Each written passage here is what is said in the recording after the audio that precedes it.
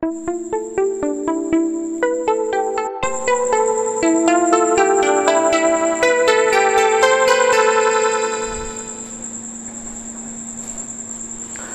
Everyone, आपका स्वागत है अवधेश मिश्रा नीट चैनल में। उम्मीद करते हैं आप लोग स्वस्थ होंगे, सुरक्षित होंगे, अपने घर पे पढ़ाई कर रहे होंगे।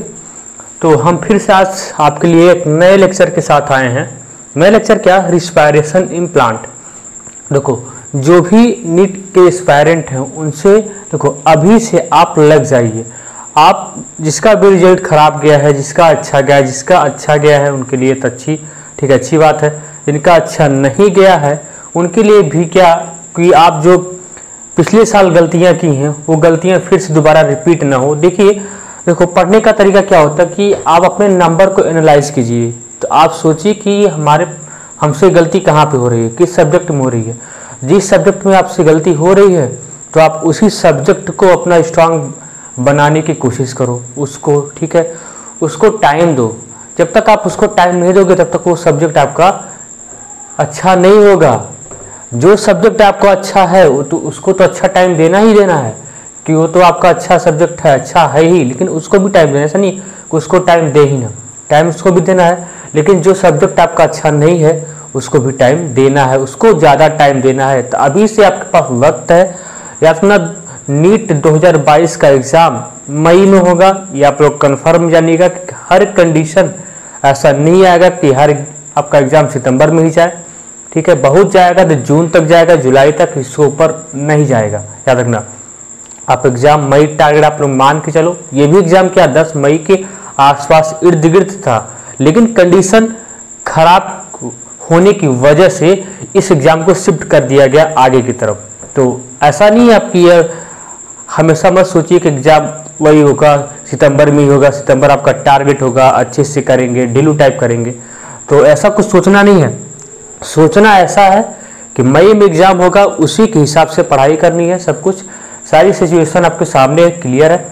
तो अच्छे से लग जाइए बढ़िया से। आप अगर अच्छे से लगेंगे तभी आपका सिलेक्शन होगा नीट में, नहीं तो नहीं होगा। आप याद रखना, ठीक है। ये सब क्योंकि इसमें जब तक आप इस फील्ड में जब तक आप अच्छे से नहीं आओगे ना तब तक कुछ नहीं होने वाला है। क्योंकि तीनों सब्जेक्ट को बराबर लेके चल रहा है, एवरेज लेके चल रहा है बढ़िया से। एक बात और,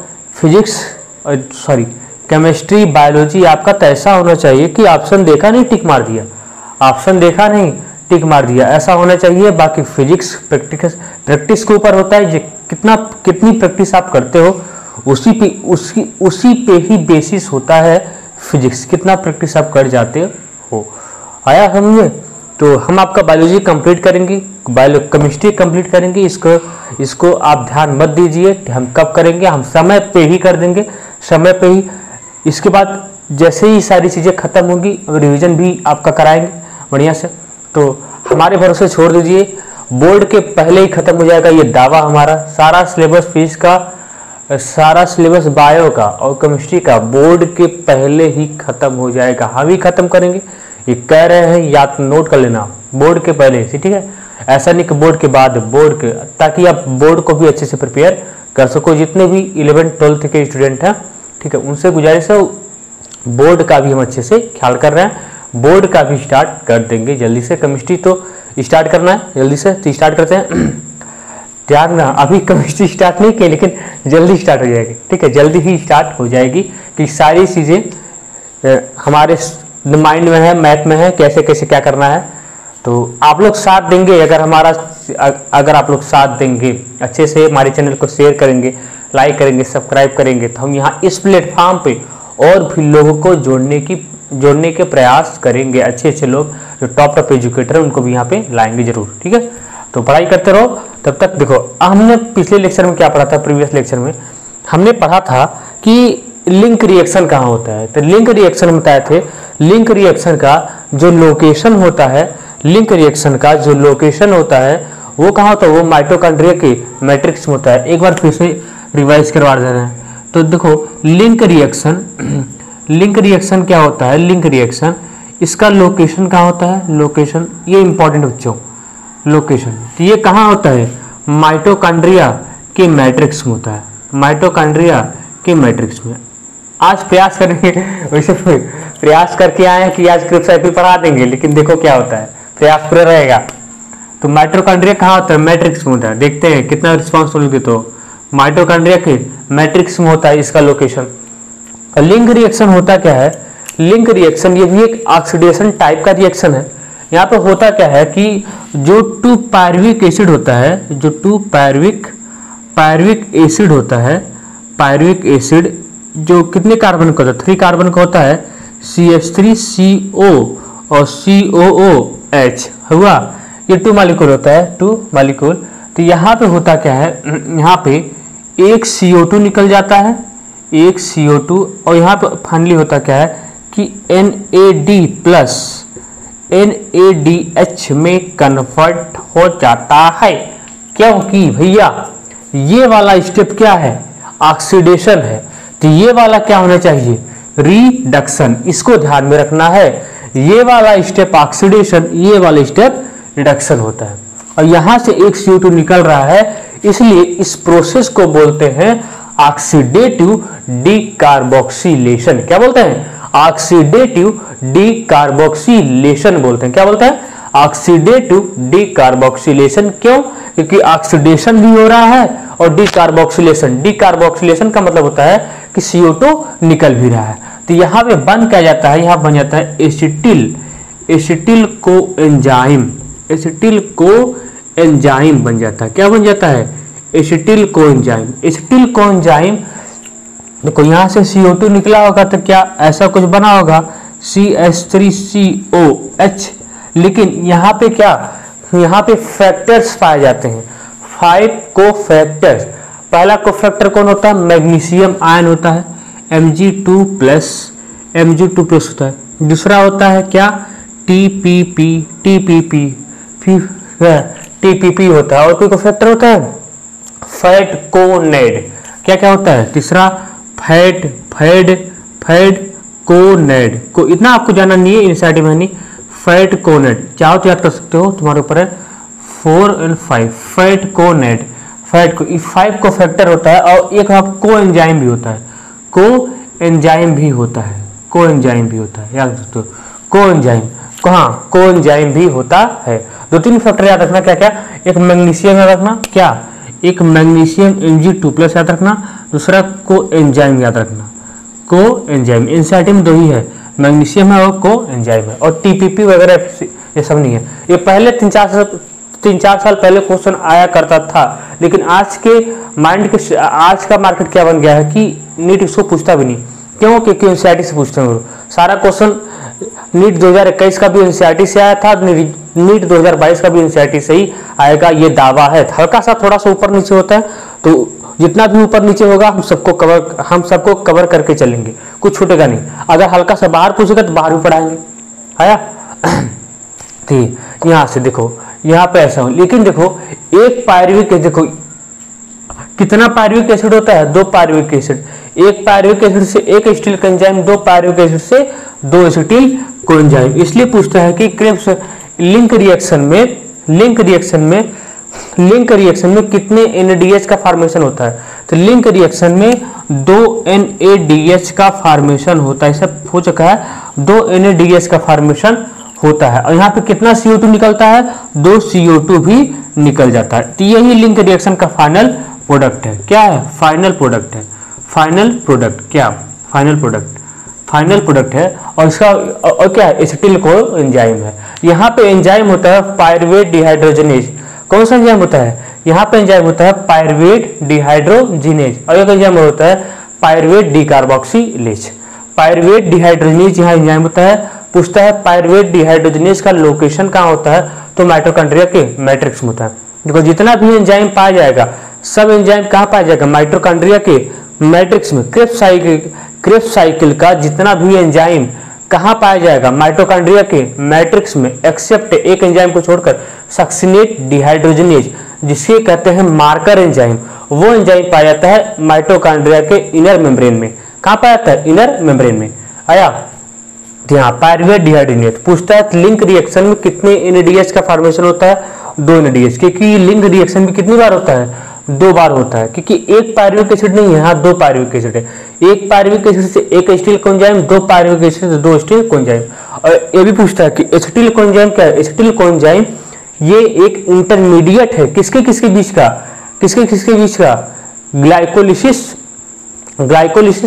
कह सकते हो, लिंक रिएक्शन और क्रेब्स साइकिल के बीच का, ग्लाइकोलिसिस नहीं, लिंक रिएक्शन और क्रेब्स साइकिल के बीच का एक इंटरमीडिएट है। अभी समझ में आया था क्यों इंटरमीडिएट है, तो लिंक रिएक्शन और क्रेब्स साइकिल के बीच का इंटरमीडिएट है एसिटिल कोएंजाइम। और ये कितने कार्बन को होता है, ये 2 कार्बन को होता है। आया समझ में, ये कितने कार्बन को होता है, 2 कार्बन को होता है। यहाँ पे कौन सा एंजाइम पाया जाता है, नोट कर लेना इसको, पायरुवेट डिहाइड्रोजिनेज। कौन सा एंजाइम पाया जाता है, पायरुवेट डिहाइड्रोजिनेज, पायरुवेट डिहाइड्रोजिनेज। कौन सा एंजाइम पाया जाता है, पायरुवेट डिहाइड्रोजिनेज। दिखाई नहीं दिया, ऊपर लिख दे रहा हूं, पायरुवेट डिहाइड्रोजिनेज। कौन सा एंजाइम पाया जा रहा है, pyruvate dehydrogenase, pyruvate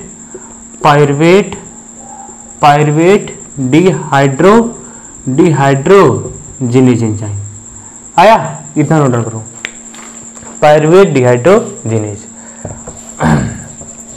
pyruvate dehydrogenase. देखो लिंक रिएक्शन तो ओवरऑल हो गया, लिंक रिएक्शन हमें क्या पढ़ना है, क्रेब्स साइकिल।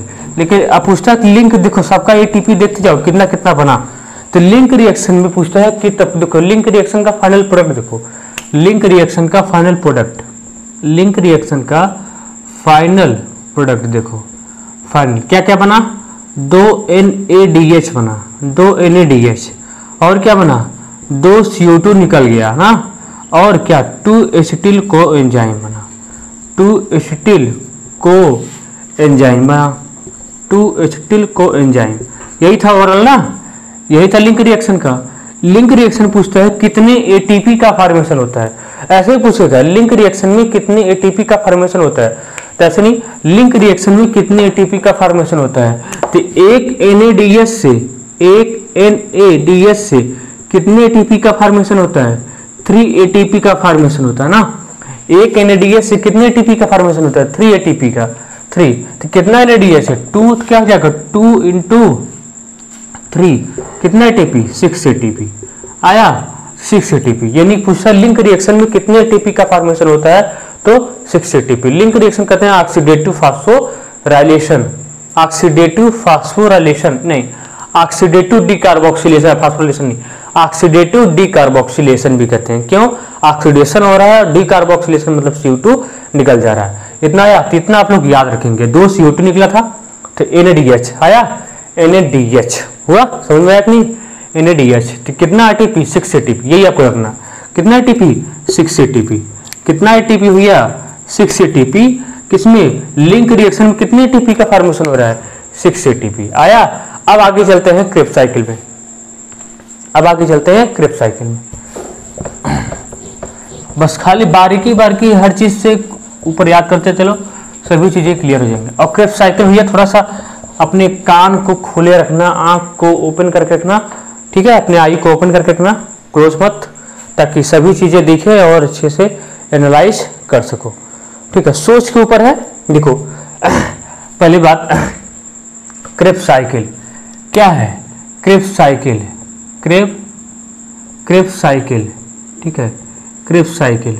देखो क्रेब्स साइकिल को कहते हैं सिट्रिक साइकिल, क्या कहते हैं, क्रेब्स साइकिल को कहते हैं सिट्रिक साइकिल, क्या कहते हैं, सिट्रिक साइकिल, या क्रेब्स साइकिल कहते हैं try carboxylic cycle, try carboxylic cycle. आया, 3 नाम है इसके। तो क्रेब्स साइकिल को क्या कहते हैं, क्रेब्स साइकिल को कहते हैं, क्रेब्स साइकिल कहा जाता है क्या, सिट्रिक साइकिल, सिट्रिक साइकिल कहते हैं, या ट्राई कार्बोक्सिलिक साइकिल, या TCA सही, इसको तो TCA, try carboxylic CA, try या सिट्रिक एसिड साइकिल है, सिट्रिक एसिड साइकिल या try carboxylic acid cycle, try carboxylic acid cycle. क्या क्या कहते हैं क्रेब्स साइकिल को, क्रेब्स साइकिल कहते हैं सिट्रिक साइकिल, क्या कहते हैं, सिट्रिक साइकिल, या इसे कहते हैं try carboxylic acid cycle. Citric cycle क्यों कहते हैं, क्योंकि इसमें 3 COOOH ग्रुप पाए जाते हैं। कितना, इसमें कार्बोक्सिलिक एसिड के ग्रुप कितना पाया जाता है, 3। यहाँ पे कितने 3OOH ग्रुप पाए जाते हैं 3 जगह पे, इसलिए इसे बोलते हैं ट्राई कार्बोक्सिलिक एसिड साइकिल। इसका स्ट्रक्चर आपके सिलेबस में नहीं है, केवल नाम जानना है, TCA try carboxylic acid cycle. ठीक है, ट्राई कार्बोक्सिलिक एसिड साइकिल या सिट्रिक साइकिल कहते हैं इसका। अब क्रेब्स साइकिल का लोकेशन देखो, क्रेब्स साइकिल का लोकेशन एक एक क्वेश्चन इंपॉर्टेंट सभी। इसका जो लोकेशन होता है ये होता है माइटोकॉन्ड्रिया के मैट्रिक्स में, माइटोकॉन्ड्रिया के मैट्रिक्स में इसका लोकेशन होता है, माइटोकॉन्ड्रिया के मैट्रिक्स में इसका लोकेशन होता है। कहाँ होता है भैया, माइटोकॉन्ड्रिया के मैट्रिक्स में इसका लोकेशन होता है। इसमें टोटल कितना स्टेप होता है क्रेब्स साइकिल में, तो क्रेब्स साइकिल में टोटल 8 स्टेप होते हैं। कितने स्टेप, 8 स्टेप होता है। तो यहाँ इसमें 8 एंजाइम भी पाया जाता है। कितना, 8 एंजाइम भी पाया जाता है, 8 एंजाइम। इसके सारे के सारे एंजाइम उनका लोकेशन कहाँ है, माइटोकॉन्ड्रिया के मैट्रिक्स में। इसके सारे के सारे जो एंजाइम से पाए जा रहे हैं उसका लोकेशन, एग्जैक्ट लोकेशन कहाँ है, एग्जैक्ट लोकेशन है माइटोकॉन्ड्रिया के मैट्रिक्स में। कहाँ है, माइटोकॉन्ड्रिया के मैट्रिक्स में। एग्जैक्ट लोकेशन कहाँ है, माइटोकॉन्ड्रिया के मैट्रिक्स में। एक्सेप्ट एक एंजाइम को छोड़कर, मार्कर गिरता नहीं तो लेक्चर कंप्लीट होता नहीं, एक्सेप्ट एक को छोड़कर सक्सिनेट डिहाइड्रोजनेज माइटोकॉन्ड्रिया के इनर मेम्ब्रेन में पाया जाता है। सक्सिनेट डिहाइड्रोजनेज माइटोकॉन्ड्रिया के इनर मेम्ब्रेन में पाया जाता है, इसको नोट कर लेना। और उसी सक्सिनेट डिहाइड्रोजनेज को मार्कर एंजाइम कहते हैं। इसको इसलिए नोट डाउन नहीं कराओ क्योंकि एनसीईआरटी में नहीं है, लेकिन जानना बेहद जरूरी है, ये भी इंपॉर्टेंट है। सक्सिनेट डिहाइड्रोजनेज कहाँ पाया जाता है, माइटोकॉन्ड्रिया के इनर मेम्ब्रेन में पाया जाता है, उसी को कहते हैं मार्कर एंजाइम कहते हैं। आया समझ में। तो इतना ओवरऑल हम क्रेब्स साइकिल का व्यू था। 8 स्टेप होता है, 8 एंजाइम होता है, माइटोकॉन्ड्रिया के मैट्रिक्स लोकेशन है, इसे कहते हैं सिट्रिक साइकिल या इसे कहते हैं ट्राई कार्बोक्सिलिक एसिड साइकिल कहते हैं। इतना नोट डाउन करो। अब इसको बताते हैं साइकिल बताते हैं, ध्यान दो। ठीक है, हो गया, इसका साइकिल बताते हैं, ध्यान से समझना। साइकिल देखो, एक होता है बीटा ऑक्सीडेशन, क्रेब्स साइकिल बताते हैं, बीटा ऑक्सीडेशन। देखो बीटा ऑक्सीडेशन क्या होता है, बीटा ऑक्सीडेशन देखो, बीटा ऑक्सीडेशन रखा वैसे जान लो। बीटा ऑक्सीडेशन देखो, बीटा ऑक्सीडेशन होता किसका है, तो बीटा ऑक्सीडेशन होता है फैटी एसिड का होता है। किसका होता है, फैटी एसिड का होता है। ये पूछता है बीटा ऑक्सीडेशन का एग्जैक्ट लोकेशन कहाँ होता है, तो माइटोकॉन्ड्रिया के मैट्रिक्स में होता है। बीटा ऑक्सीडेशन फैटी एसिड का जो होता है, बीटा ऑक्सीडेशन जो फैटी एसिड का होता है, पूछता है उसका एग्जैक्ट लोकेशन कहाँ पे है, तो क्या बताएंगे आप, माइटोकॉन्ड्रिया के मैट्रिक्स में होता है। देखो जब भी फैटी एसिड का, ध्यान दो ये भी लिंक रिएक्शन का ही है, जब भी फैटी एसिड का, क्या फैटी एसिड क्या होता है, long chain of carboxylic acid, long मतलब आर ग्रुप हो, लंबा आर ग्रुप हो, लंबा क्या आर कार्बन वहां पे सबसे लास्ट में क्या होना चाहिए, COOH ग्रुप होना चाहिए। जब बायोमॉलिक्यूल पढ़ेंगे तो बताएंगे क्या होता है फैटी एसिड, यही होता है long chain of carboxylic acid होता है, longest chain of carboxylic acid, यही क्या होता है फैटी एसिड होता है। Longest chain of carboxylic acid यही क्या होता है, फैटी एसिड होता है। तो फैटी एसिड का क्या होता है, बीटा ऑक्सीडेशन होता है। क्या होता है, बीटा ऑक्सीडेशन। फैटी एसिड का क्या होता है, बीटा ऑक्सीडेशन होता है। एंजाइम नहीं जानना, क्या जानना है, बीटा ऑक्सीडेशन। जब भी इसका फैटी एसिड का बीटा ऑक्सीडेशन होता है तो यहाँ पे क्या बन जाता है, एसिटिल कोएंजाइम, इससे भी बन जाता है एसिटिल कोएंजाइम, इससे भी क्या बन जाता है, एसिटिल कोएंजाइम। हाँ ठीक है, क्या तो फैटी एसिड की बीटा ऑक्सीडेशन से क्या बनता है, एसिटिल कोएंजाइम। इसका लोकेशन पूछता है, जिसका एग्जैक्ट लोकेशन कहाँ होता है, माइटोकॉन्ड्रिया के मैट्रिक्स में। बस यही जानना है, माइटोकॉन्ड्रिया के मैट्रिक्स में। इसमें एक अच्छा सा क्वेश्चन भी आता था पहले, प्रीवियस ईयर में 3-4 साल पहले, ठीक है, वहां फैटी एसिड का नाम देता था, ऐसा देगा कि पामिटिक एसिड है, तो पामिटिक एसिड के ईच स्टेप में अगर उसका 7वां स्टेप पकड़े, अगर उसके 7वें स्टेप पकड़े तो उसमें 7वें स्टेप में कितने एटीपी का फॉर्मेशन होता है। ऐसा क्वेश्चन पहले आया करता था 3-4 साल पहले, ठीक है, वो भी बहुत कम आया करता था। आज के डेट में ऐसा क्वेश्चन कभी आता नहीं है, इसलिए उसको बताने की जरूरत भी नहीं है। केवल आपको इतना ही जानना है कि फैटी एसिड का बीटा ऑक्सीडेशन होता है तो क्या बनता है, एसिटिल कोएंजाइम बन जाता है। वो भी इसका एग्जैक्ट लोकेशन कहाँ होता है, माइटोकॉन्ड्रिया के मैट्रिक्स में, जो आपके एनसीईआरटी में दिया नहीं गया है। ठीक है, इतना नोट डाउन करो, इंपॉर्टेंट है इसलिए बता दिया, एग्जाम में आ सकता है beta oxidation of fatty acid. क्योंकि आगे जब फेट ऑफ सब्सटेंस दिया हुआ तो उसमें यहाँ पे मेंशन किया गया है इनडायरेक्टली ग्रुप, इनडायरेक्टली मेंशन किया गया है, उसको डायरेक्टली मेंशन नहीं किया गया है, ठीक है, लेकिन किया गया है इसलिए बता दिया हूं। वहां भी बताएंगे, ठीक है, जैसे दिया होगा।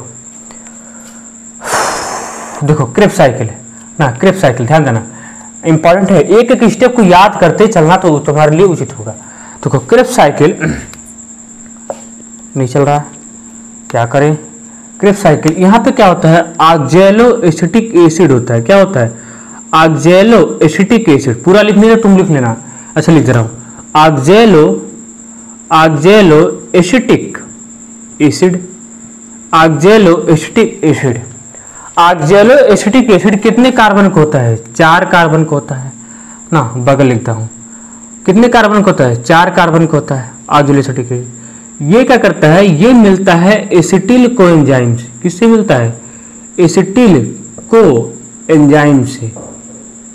ये किससे मिलता है, एसिटिल कोएंजाइम से। ये कितने कार्बन का होता है, 2 कार्बन का। ऑक्जेलो एसिटिक एसिड किससे मिला, एसिटिल कोएंजाइम से, ठीक है। ऑक्जेलो एसिटिक एसिड कितने कार्बन का है, 4 कार्बन। ये कितने कार्बन का है, 2 कार्बन। ये कहां से आया, लिंक रिएक्शन से, इसलिए बोलते हैं इसको इंटरमीडिएट बोलते हैं। किसके बीच का, लिंक रिएक्शन और क्रेब्स साइकिल के बीच का। अब देखो, अब यहां से क्या बना, यहां से बन जाता है सिट्रिक एसिड। क्या बन जाता है, सिट्रिक एसिड, सिट्रिक एसिड बन जाता है। इसलिए सिट्रिक एसिड इसलिए कहते हैं क्रेब्स साइकिल को, क्योंकि इसमें पहला जो प्रोडक्ट बनता है वो सिट्रिक एसिड ही बन जाता है। क्या, सिट्रिक एसिड इसका पहला प्रोडक्ट बनता है, इसलिए इसे कहते हैं सिट्रिक एसिड। इसलिए सिट्रिक एसिड साइकिल कहते हैं, क्योंकि पहला प्रोडक्ट क्या बना, सिट्रिक एसिड। ये होता है 6 कार्बन का। कितने कार्बन का, पतन कंप्लीट हो पाएगा पता नहीं, इसमें 6 कार्बन का होता है। यहां से फिर से क्या होता है, यहीं से यहां से बनता है आइसोसिट्रिक एसिड, आइसोसिट्रिक एसिड। यहां से कुछ निकला नहीं, यहां से कुछ निकला नहीं ना, तो कुछ निकला नहीं। ये भी कितने का, 6 कार्बन। यहां से चाहो तो अगर एक H2O निकाल सकते हो ना, आइसोसिट्रिक एसिड। फिर यहां ध्यान सुनना, यहां सुनना, ध्यान से समझना। आइसोसिट्रिक एसिड से क्या होता है कि यहां से किसमें, इसमें कन्वर्ट होता है ऑक्जेलो सक्सिनेट में। किसमें, ऑक्जेलो सक्सिनेट में, ऑक्जेलो सक्सिनेट में कन्वर्ट होता है ऑक्जेलो सक्सिनेट। ये भी कितने कार्बन का होता है, 6 कार्बन का। अभी देखो कुछ नहीं हो रहा है, केवल कन्वर्जन हो रहा है, कन्वर्जन। लेकिन यहाँ पे कुछ स्पेशल होने वाला है। स्पेशल क्या होगा, यहाँ पे NAD+ किसमें कन्वर्ट हो जा रहा है, NADH में कन्वर्ट हो रहा है। यानी यहाँ पे ये स्टेप क्या है, मतलब आइसोसिट्रिक एसिड से ऑक्जेलो सक्सिनेट, ये तो ऑक्सीडेशन है, लेकिन ये वाला क्या है, ये वाला स्टेप क्या है, रिडक्शन। देखो NAD+ से NADH बना है। जब भी हाइड्रोजन का एडिशन होता है ना तो रिडक्शन होता है। जब भी हाइड्रोजन का एडिशन होता है क्या होता है, रिडक्शन होता है। अब ये कितने कार्बन का है, अभी कितने, अभी तो 6 कार्बन का। अभी कितने कार्बन का, अभी तो 6 कार्बन का है, ठीक है। अब देखो, अब ऑक्जेलो सक्सिनेट से क्या होता है, ऑक्जेलो सक्सिनेट से, अब ऑक्जेलो सक्सिनेट से क्या होता है, यहां से एक CO2 निकल जाता है। क्या निकल जाता है, एक CO2। यहां पे बन जाता है अल्फा कीटो ग्लूटरेट बन जाता है, ग्लूटरेट बन जाता है। ये कितने कार्बन का होता है, 5 कार्बन का। क्यों, क्योंकि यहां से एक CO2 निकल गया।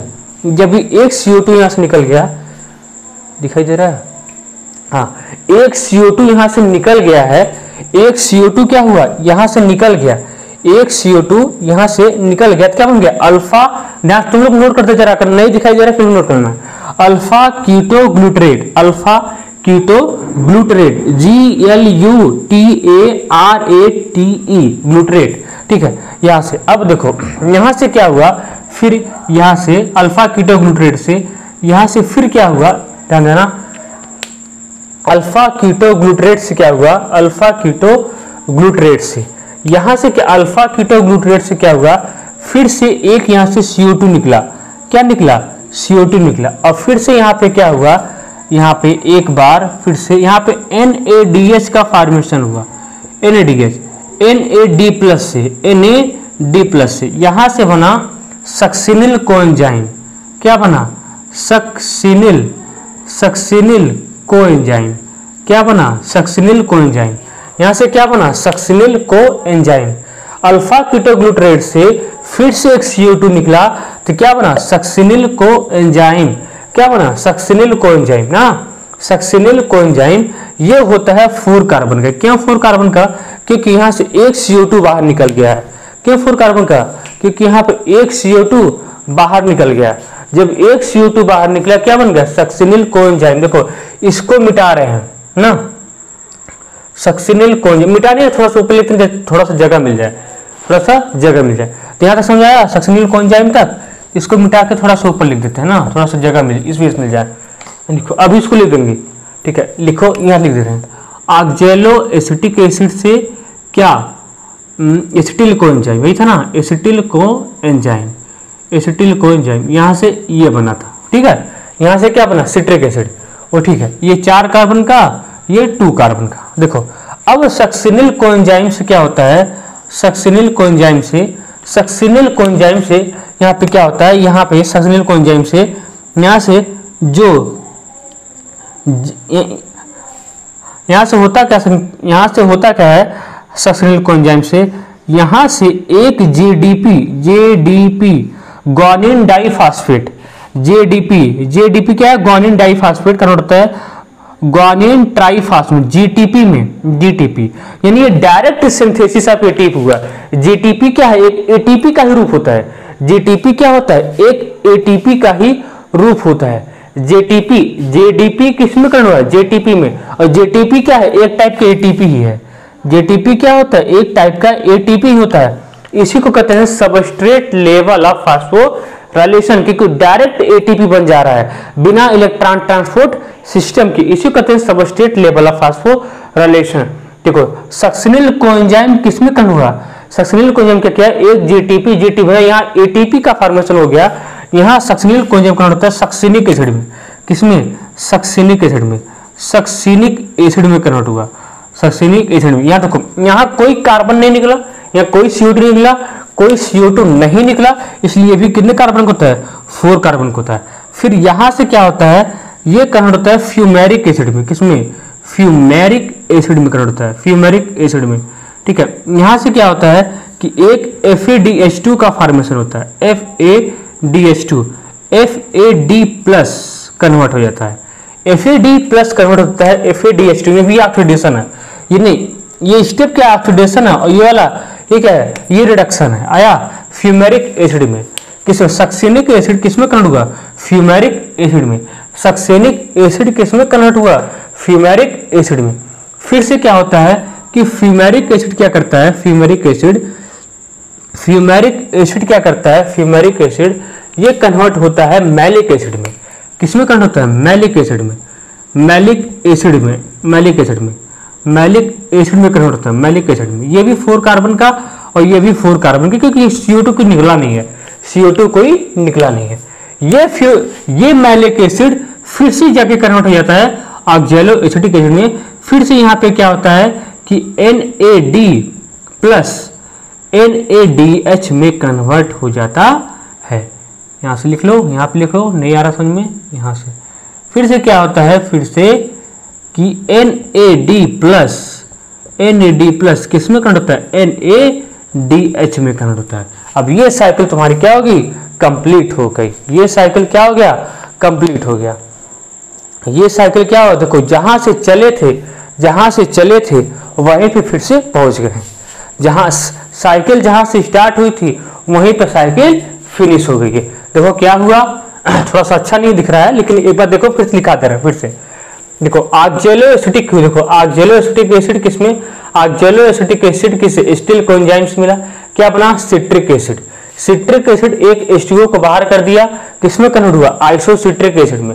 आइसोसिट्रिक एसिड से एक NAD प्लस NADH में कन्वर्ट हुआ, किसमें कन्वर्ट हुआ, ऑक्जेलोसक्सिनेट में। ऑक्जेलोसक्सिनेट, अभी ये भी 6 कार्बन के, यहाँ से कोई CO2 निकला नहीं है। फिर से ऑक्जेलोसक्सिनेट किसमें एक CO2 निकालता है, किसमें कन्वर्ट होता है, अल्फा कीटोग्लूटरेट। कभी क्या करता है, अल्फा कीटोग्लूटरेट का पूछता कितना कार्बन होता है, तो 5 कार्बन होता है। फिर अल्फा कीटोग्लूटरेट यहाँ पे देखो फिर से NAD प्लस NADH में कन्वर्ट हुआ और यहाँ से एक CO2 बाहर निकल गया। कहने का मतलब ऑक्सीडेटिव डीकार्बोक्सिलेशन, ऑक्सीडेशन भी हुआ और डीकार्बोक्सिलेशन भी हुआ, मतलब CO2 भी निकला। इस स्टेप बोलते हैं ऑक्सीडेटिव डीकार्बोक्सिलेशन और इस स्टेप बोलते हैं डीकार्बोक्सिलेशन, इसको बोलते हैं ऑक्सीडेशन। आया, यहां से निकला, ये कन्वर्ट हुआ सक्सिनिल कोएंजाइम में, क्योंकि एक CO2 बाहर निकल गया, एक CO2 बाहर निकला, एक किसमें कन्वर्ट हुआ, सक्सिनिल कोएंजाइम में। सक्सिनिल कोएंजाइम यहाँ पे पहली बार सबस्ट्रेट लेवल ऑफ फास्फोराइलेशन हुआ।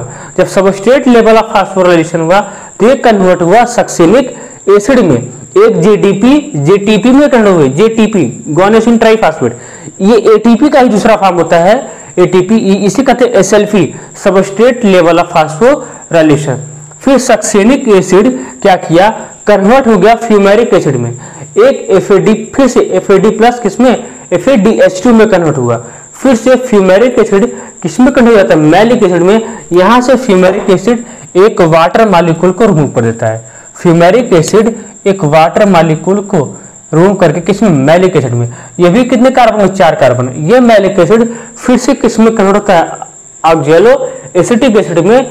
यहां से NADH2 खर्च करके NAD प्लस NADH2 में हो जाता है। देखो अब यहाँ पे ओवरऑल हुआ क्या, कल से हम जब भी इसका लेक्चर आएगा रिस्पायरेशन का, क्रेब्स साइकिल एक बार और रिवाइज करवा देंगे। देखो यहाँ पे फाइनली बना क्या क्या, इसको ध्यान से देख लो, ठीक है। यहाँ पे फाइनली बना क्या, यहाँ पे फाइनली देखो कितना टाइम में, यहाँ पे फाइनली हुआ क्या, यहाँ पे फाइनली हुआ क्या। देखो यहाँ पे पूछेगा कितने, देखो ये जो है ये क्रेब्स साइकिल एक ही बार नहीं चलती है, ये 2-2 बार चलती है। क्या 2-2 बार चलती, क्यों, देखो क्यों, क्रेब्स साइकिल एक बार नहीं चलती है, क्रेब्स साइकिल एक ग्लूकोज का कंप्लीट ऑक्सीडेशन करवाने के लिए जो क्रेब्स साइकिल ये एक ही बार नहीं चलती है, 2 बार चलती है। क्यों 2 बार चलती है, क्यों, एसिटिल कोएंजाइम कितना बना था, 2 बना था ना। पायरुविक एसिड कितना बना था, 2। एक पायरुविक एसिड से एक एसिटिल कोएंजाइम, 2 पायरुविक एसिड से 2 एसिटिल कोएंजाइम।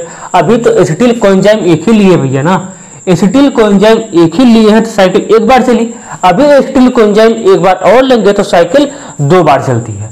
यानी क्रेब्स साइकिल एक ग्लूकोज का कंप्लीट ऑक्सीडेशन करवाने के लिए कितने क्या कहते हैं, हाँ, एक ग्लूकोज का कंप्लीट ऑक्सीडेशन करवाने के लिए कितनी बार क्रेब्स साइकिल चलती है, तो 2 बार क्रेब्स साइकिल चलती है, 2 बार क्रेब्स साइकिल चलती है। देखो यहाँ पे कितने, एक बार में कितने NADH का फॉर्मेशन हो रहा है, एक बार में कितने NADH का फॉर्मेशन हो रहा है, तो एक NADH यहाँ पे, ध्यान दो, एक NADH यहाँ पे, एक NADH यहाँ पे, एक NADH यहाँ पे, फिर दूसरा NADH यहाँ पे और तीसरा NADH सबसे लास्ट में, ठीक है, 3।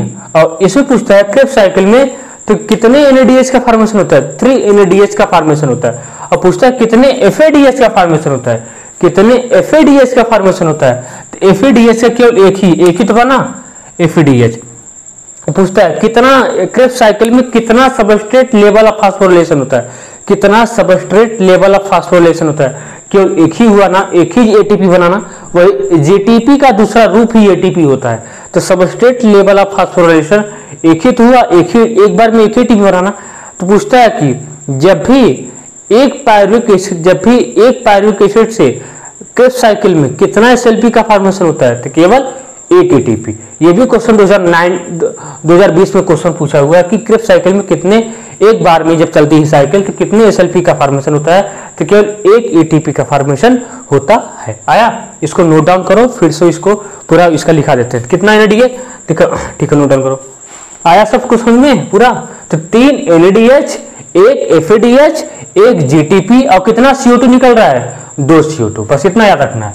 क्या क्या, 3 एनएडीएच, 2 एफएडीएच, एक GTP substrate level of phosphorylation और क्या 2 CO2। नोट डाउन करो, हो गया।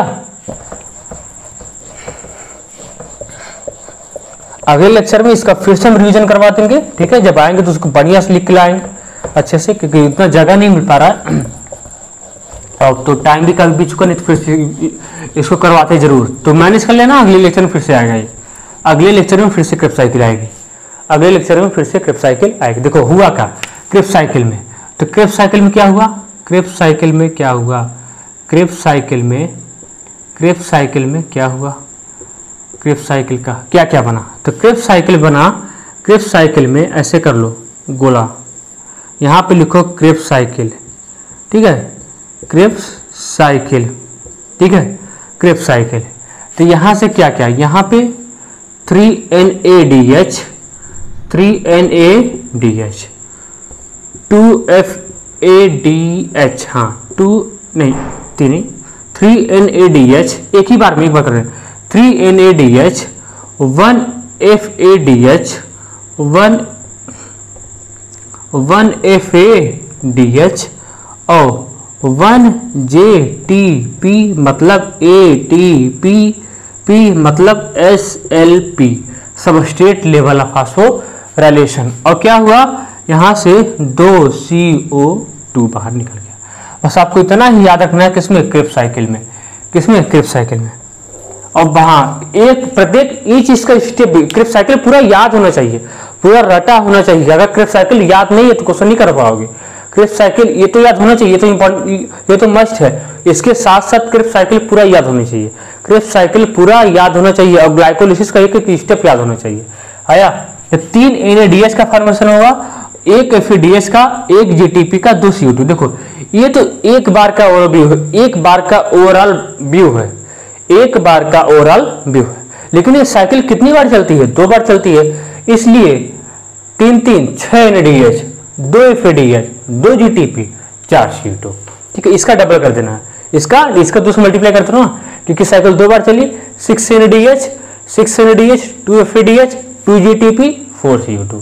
आया, तो इतना आप डिस्कस करेंगे नेक्स्ट लेक्चर में। इसका ATP बनाएंगे कितना बनता है, इसका बताएंगे ATP क्रिप्स साइकिल में कितना ATP एक बार में बनता है, क्रिप्स साइकिल में एक बार में कितना ATP बनता है, क्योंकि अगले लेक्चर में केवल वनली क्रिप्स साइकिल का ही लेक्चर होगा। इसमें कंप्लीट डिस्कशन क्रिप्स साइकिल के बारे में होगा, उसे कर चुके हैं। केवल ATP बताना, इसका ATP ही बताना, लेकिन फिर से क्रिप्स साइकिल को कंटिन्यू करेंगे, फिर से बताएंगे उसको क्रिप्स साइकिल को, इसके ATP के बारे में बताएंगे कि एक साइकिल में कितने ATP का फॉर्मेशन होता है, ठीक है, और 2 साइकिल में कितने ATP का फॉर्मेशन होता है, क्योंकि इसका ATP ही इंपॉर्टेंट है। और कुछ ऐसे क्वेश्चन करवाएंगे जो एग्जाम के लिए काफी हेल्पफुल होंगे, ठीक है, आपको बोर्ड के एग्जाम के लिए भी और कॉम्पिटिटिव एग्जाम, नीट एग्जाम के लिए भी। ऐसा समझे, कितना याद रखना है, क्या क्या क्रिप्स साइकिल में बना, 3 NADH, एक बार बता रहा हूं, जब साइकिल एक बार चली ना, उसे चलती तो कितनी बार है, 2 बार चलती है। 3 NADH, एक FADH, एक GTP और 2 CO2। आया, इतना क्रिप्स साइकिल क्या रखना, क्या 3 NADH, एक FADH, एक GTP मतलब ATP मतलब SLP, ठीक है, और एक 2 CO2, ठीक है। इतना अच्छे से मेमोराइज कर लो। और जितना क्रिप्स साइकिल बताया था, ग्लाइकोलिसिस बताया था, उसको बढ़िया से पॉइंट आउट कर देना, बढ़िया से याद कर लेना, ठीक है। फिर से अगले लेक्चर में लाएंगे, क्रिप्स साइकिल नहीं आएगा, अगर नहीं समझ में आया उसको हम बताएंगे फिर से, क्योंकि इसका ATP काउंट हमको बताना। हाँ, लेकिन ये सब चीजें याद कर लेना, ये सब चीजें याद करके ही अगले लेक्चर में आना, नहीं तो नहीं समझ में आएगा ना। ये सब चीजें याद कर लेना। उम्मीद करता हूँ समझ में आया होगा, और अच्छे से पढ़ाई करते रहो बढ़िया से। इसका ATP बताना है, फिर इसके बाद क्रिप्स साइकिल खत्म होने के बाद आपका स्टार्ट होगा ETS, जो आएगा नेक्स्ट लेक्चर में। ETS, electron transport system. आया, ठीक है। और तब तक के लिए पढ़ाई करते रहो बढ़िया से, हमारे लेक्चर को शेयर करते रहो, ऑल द पढ़ाई करते रहो, ऑल द वेरी बेस्ट।